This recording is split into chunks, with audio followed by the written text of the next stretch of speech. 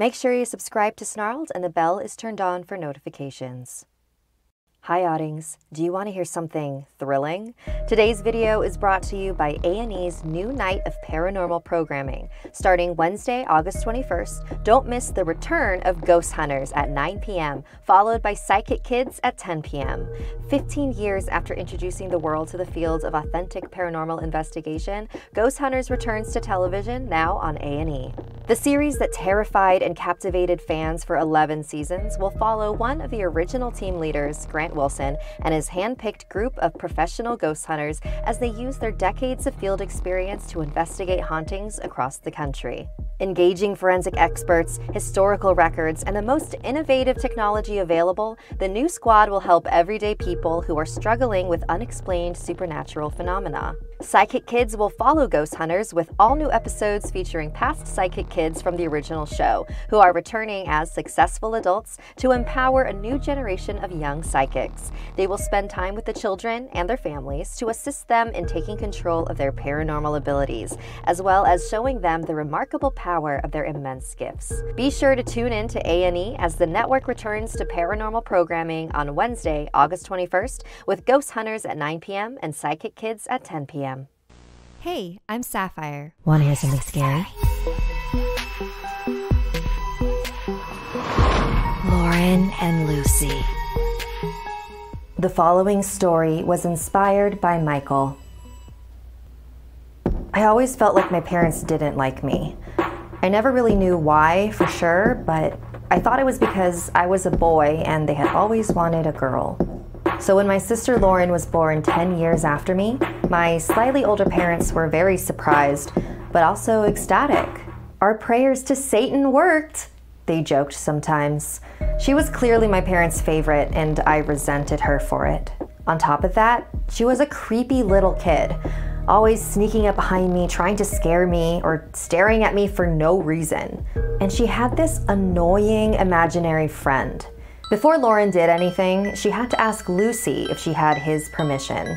I had always thought imaginary friends were a kind of coping mechanism for loneliness, but Lucy seemed kind of mean. I thought it was weird that Lauren would create an imaginary friend that seemed so unpleasant. But Lauren was a weird kid. So on her 6th birthday, we visited a very expensive theme park and stayed at the lavish hotel nearby. My parents pulled out all the stops for this trip. They bought her tons of souvenirs from the gift shop, hats, shirts, a fancy collectible letter opener and coin, even a giant stuffed animal of Padraic, the theme park mascot. Meanwhile, I turned sweet 16 at home with no fanfare. Anyway, after our first day at the park, we settled into our rooms. My parents were staying in the room connected to us, and Lauren and I had a room all to ourselves. And Lucy, I guess. I was ready to curl up with my book on my bed. Lauren was on the other side of the room, playing with her brand new toys and mumbling to herself, as usual. I was so focused on my book that I was able to completely tune Lauren out. But not for long. After a few minutes, I could hear her breathing heavily right by my bed. I told her to go away and play on her own, and she did. Then another few minutes went by and she was right back at my bed. She looked kind of scared, but I was so annoyed that I didn't care. Ugh, can you please just go away? I shouted at her. Her face contorted into a frown as she headed back to her side of the room again. She continued mumbling to herself, even louder this time. 5, 10, maybe 15 minutes had passed and I was deep in my book. Then I heard Lauren near me again. No, I'm not going to do it. Stop it. No! I looked up from the pages and she was standing right by my bed again, holding her sharp souvenir letter opener over my head. And then I saw something even more horrifying. I saw what I assumed was Lucy. He was a hideous, scaly humanoid creature, hovering behind my sister like a puppet master, controlling a marionette. I could see the pain in Lauren's eyes as she was trying to fight Lucy's grip. And suddenly, it all made sense to me. All her odd behavior, she wasn't trying to hurt me. She was trying to do the opposite. Waves of guilt rushed over me, and I regretted hating my sister for so many years. Just as I was about to grab the letter opener from her hands, she said, "Take me instead!" and the blade plunged into her tiny body. I began screaming my head off, and my parents rushed into the room. They saw me hovered over my sister's bleeding body, and their already existing disdain for me became even more apparent. I tried to explain that I didn't do it and that it was all Lucy's fault and their fault for selling their soul to Lucifer in the first place. But it was no use trying to explain. So that's why I'm here, locked away. No clue for how long. My parents never visit. They finally got rid of me, just like I'm pretty sure they always wanted. But they also lost their little girl. And honestly, I'm a little worried that they're gonna try for another one again.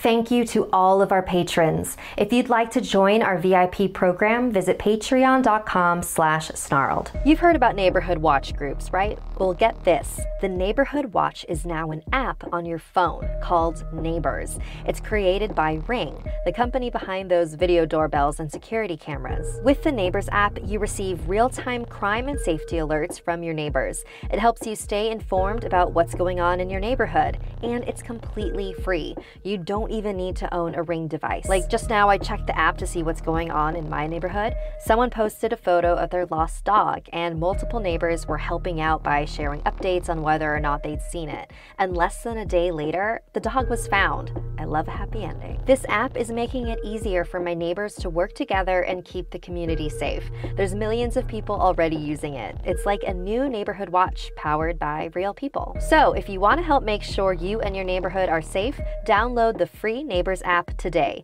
Go to ring.com/scary to download from iOS or Android app stores. Want more Something Scary? You can hear more stories over on the Something Scary podcast, available for free on Apple Podcasts or wherever you listen to your favorite shows. The links are in the description below. If you'd like to submit a story, send me an email at somethingscary@snarled.com. Like and share this video if it gave you the chills. And don't forget to subscribe to Snarled and turn on the bell for notifications. And if you dare, follow me on social media. Until next time, sweet dreams.